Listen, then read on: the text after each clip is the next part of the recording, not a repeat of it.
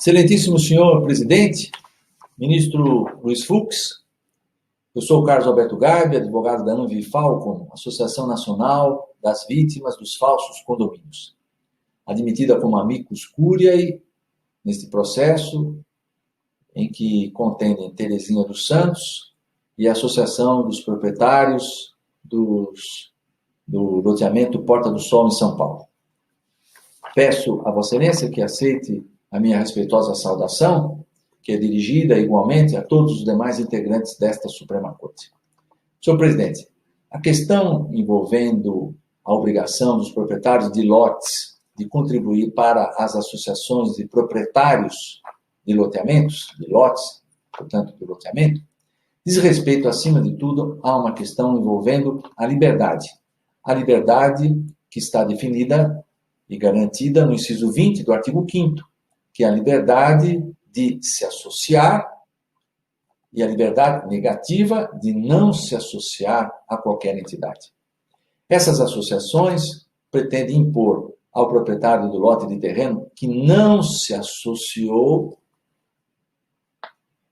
a contribuição, o pagamento de uma contribuição para a melhoria desses loteamentos, para a segurança desses loteamentos, para a realização de obras, para a compra de automóveis e toda sorte, portanto, de interesses que eventualmente se encontram compreendidos subjetivamente em critérios de conveniência e oportunidade daqueles que formaram essas entidades.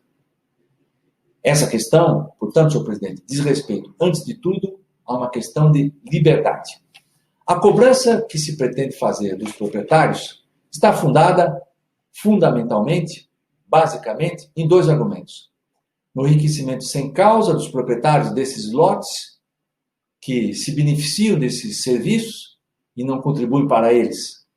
E, agora, mais recentemente, a partir da lei de 2017, que alterou a lei do parcelamento do solo e incluiu o loteamento de acesso controlado, com o artigo 36A, que permite, portanto, supostamente, a cobrança de contribuições cotizadas dos proprietários de lotes, está fundada, portanto, nesse ponto, na ideia de que essa contribuição é uma obrigação próprio terreno. Peço, então, a Vossa Excelência atenção para dois pontos, senhor presidente. Enriquecimento sem causa está, nesse caso, em confronto com um direito e garantia fundamental superlativo, que é o direito à livre associação. Quando se verifica um confronto entre esse direito e garantia fundamental com interesses econômicos e utilitaristas que compõem a argumentação dessa pretensão de cobrança das associações, deve prevalecer, nosso entendimento, o direito e garantia fundamental, que não é qualquer direito e garantia fundamental, é o direito à liberdade, com reflexos sobre a propriedade e sobre o direito à moradia. Não se pode dar interpretação ao artigo 884 do Código Civil sem ter em conta os valores que estão definidos na nossa Constituição Federal.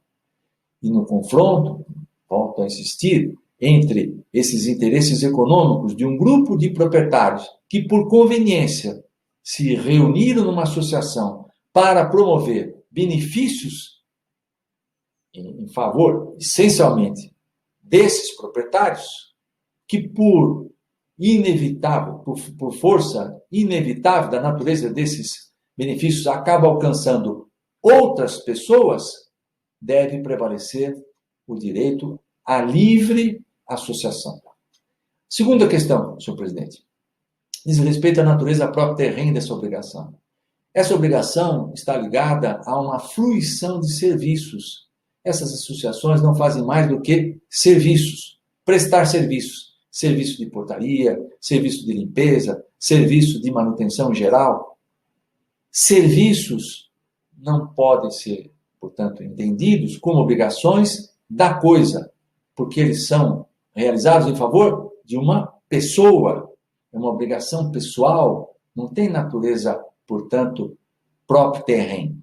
As obrigações próprio terreno são aquelas próprias do Estatuto do Direito Real, como diz a melhor doutrina. Eu encaminhei a todos os senhores ministros uma manifestação da Anvifalcon, tratando, portanto, colocando, portanto, nesta manifestação escrita, as ponderações da associação em relação a essa pretensão.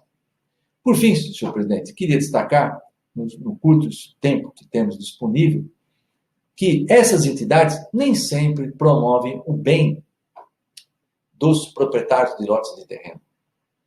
Essas entidades, muitas vezes, acolhem milícias, essas entidades privatizaram espaços públicos, essas entidades vendem segurança, essas entidades restringem o acesso, constrangem as pessoas em rondas ostensivas, exigindo identificação como se fosse detentoras de uma atividade policial.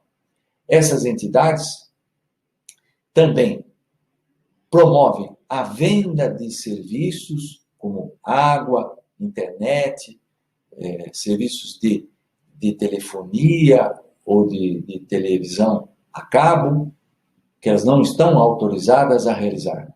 São entidades que promovem, portanto, a cobrança para o pagamento, muitas vezes, de uma atividade ilícita.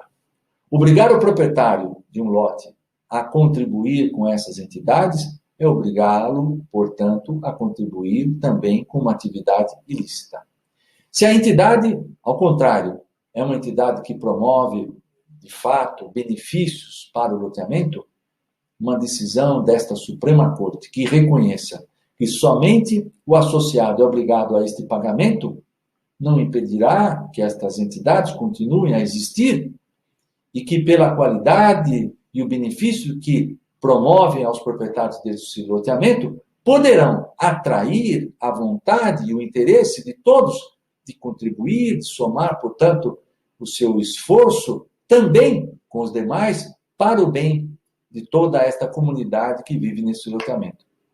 Então, senhor presidente, concluindo, o que a Anvifalcon deseja é trazer, como amigo da Corte, uma ponderação e subsídios ao melhor julgamento desta causa.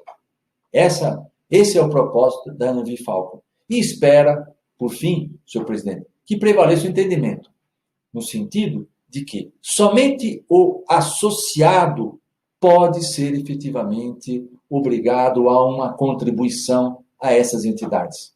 E que se reconheça a liberdade que a pessoa, o proprietário, o possuidor, deve ter de se associar ou não, de ingressar e de deixar essas entidades quando quiser.